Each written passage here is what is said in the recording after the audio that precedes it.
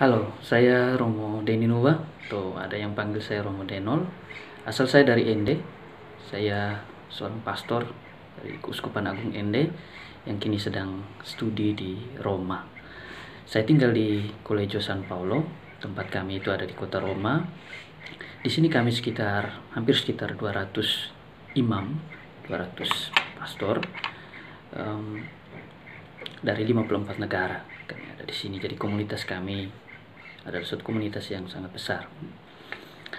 Kita pasti tahu tentang apa yang terjadi akhir-akhir ini, coronavirus yang menyerang hampir di seluruh dunia, dan Italia menjadi suatu negara yang boleh dikatakan sangat parah situasinya berkenaan dengan coronavirus ini. Video ini saya buat semacam sebuah sharing, juga mau katakan awasan untuk Bapak Ibu saudara-saudari saya yang ada di Indonesia secara luas, yang ada di NTT, juga secara khusus yang ada di Flores, di Ende tempat saya berasal.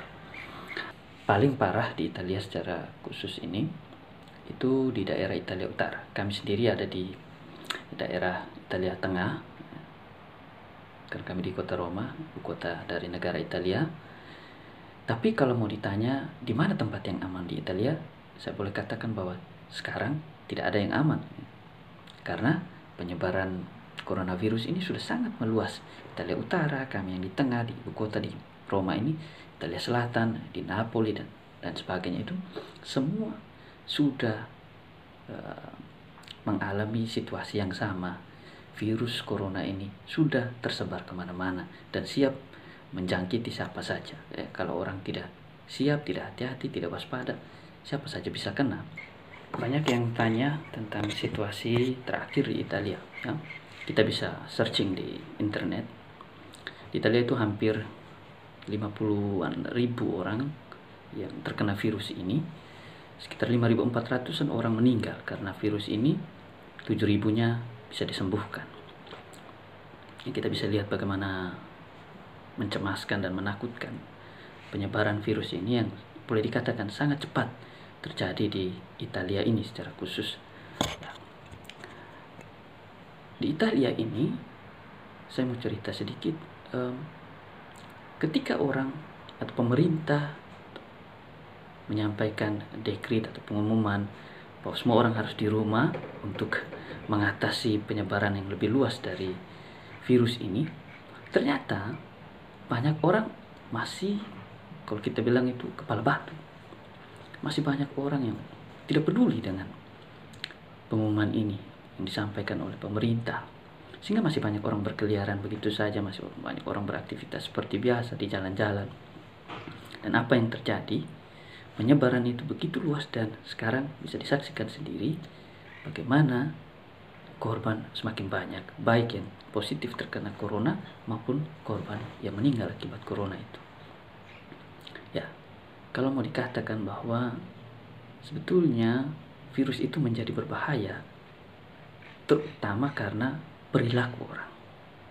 Perilaku membuat orang, perilaku yang sembarang, yang ngawur, yang seperti itu justru membuat penyebaran virus ini menjadi semakin lebih luas dan amat berbahaya bagi kehidupan manusia. Yang mau saya katakan adalah bahwa penyebaran virus ini menjadi begitu cepat dan meluasnya begitu cepat dan berbahaya bagi semua orang, karena siapa saja bisa kena, terutama disebabkan oleh karena perilaku. Perilaku orang yang merasa bahwa virus ini biasa-biasa saja. Perilaku orang yang tidak mengindahkan apa yang disampaikan oleh pemerintah, oleh orang-orang kesehatan, bahwa kamu harus tinggal di rumah. Tapi orang tidak peduli. Perilaku-perilaku ini yang justru akhirnya membuat penyebaran itu menjadi semakin luas, dan kita bisa lihat sendiri bagaimana parahnya Italia, ya. Termasuk kami sendiri yang tinggal di komunitas seperti ini juga merasa terancam dengan kehidupan kami. Saya juga mau katakan bahwa ternyata Eropa secara umum, baik itu di Jerman, di Spanyol juga cukup parah, di Austria, di Swiss juga mengalami hal yang sama, di Prancis juga, dan Italia sendiri. Ternyata negara-negara Eropa yang kita bilang maju, kita tahu bahwa mereka punya tingkat kemajuan jauh lebih tinggi dari kita di Indonesia, dari kita di Flores apalagi. Tapi mereka sendiri, negara-negara Eropa itu sendiri mengalami kewalahan yang luar biasa untuk mengatasi ini. Mereka ternyata mengalami juga tantangan yang begitu luar biasa dihadapi orang-orang, terutama orang-orang kesehatan, dalam mengatasi penyebaran virus, dalam mengatasi atau menyembuhkan orang-orang yang sakit karena virus ini. Jadi kita bisa lihat negara maju seperti mereka saja sudah mengalami kesulitan. Saya tidak bisa membayangkan kalau virus itu masuk, sekarang sudah masuk Indonesia, kalau masuk ke NTT, masuk ke Flores, apalagi ke Ende, saya tidak bisa membayangkan bagaimana sulitnya kita bisa mengatasi penyebaran virus ini dan bisa menyembuhkan orang-orang yang terkena karena virus ini dengan segala keterbatasan yang kita miliki, yang kita alami di tempat kita. Awalnya saya yakin sekali bahwa virus ini hanya akan kena di orang-orang tua, di orang-orang usia lanjut, karena daya tahan tubuh mereka sudah menurun. Tapi belakangan ini menjadi kekhawatiran saya, karena siapa saja ternyata bisa kena, ya. Itu artinya juga teori itu saya ragukan juga, ya. Siapa saja bisa kena, tergantung daya tahan tubuhnya. Tapi kalaupun daya tahan tubuh orang itu kuat, virus datang, daya tahan tubuhnya kuat, dia masih bisa bertahan melawan virus itu.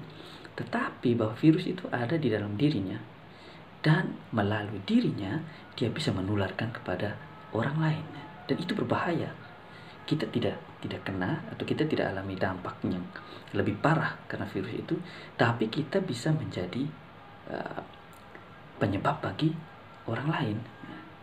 Kita bisa membuat orang lain menderita karena kelalaian kita. Itu kenapa orang suruh kita tinggal di rumah, kita ada di rumah saja, bukan karena supaya kita jangan kena, tapi juga supaya kita jangan menjadi penyebar virus bagi orang lain. Karena itu melalui video ini saya ingin berpesan, pertama-tama kita jangan pernah menganggap remeh virus yang satu ini, karena sudah terbukti penyebarannya begitu cepat dan begitu luas. Bisa jadi sudah ada di sekitar kita. Karena itu hati-hati, berwaspada.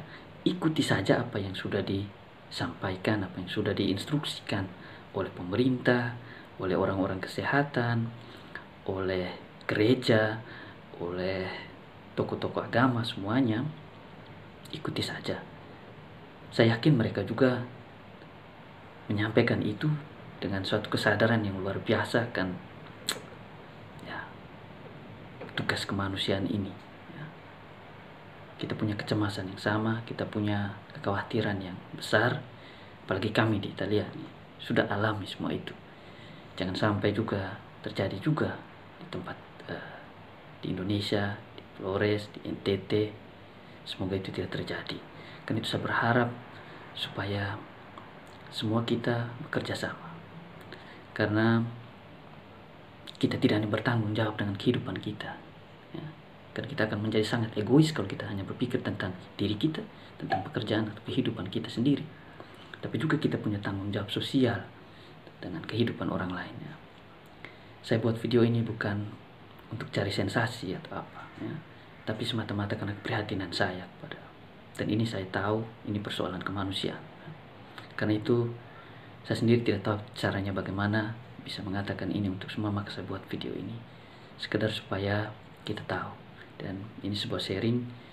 Saya harap berguna untuk kita, terutama supaya kita sama-sama berjuang, bekerja sama untuk bisa menjaga tempat kita, menjaga keluarga kita, menjaga orang-orang yang kita kasih, dan menjaga diri kita dari coronavirus ini, ya. Kita saling mendoakan, tentu saya juga mendoakan supaya Bapak Ibu saudara-saudari di Indonesia, di NTT, di Flores, di Ende, semuanya juga bisa aman dari virus ini, dan semua ini bisa berlalu dengan semua badai ini bisa cepat berlalu.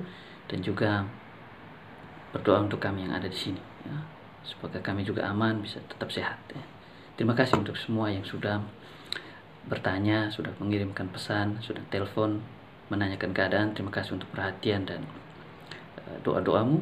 Kita saling mendoakan supaya semua ini boleh cepat berlalu, semua ini boleh cepat berakhir, dan kita yakin dengan segala usaha kita, dengan doa-doa kita, dengan segala upaya kerjasama kita, saya yakin semua ini pasti akan berlalu.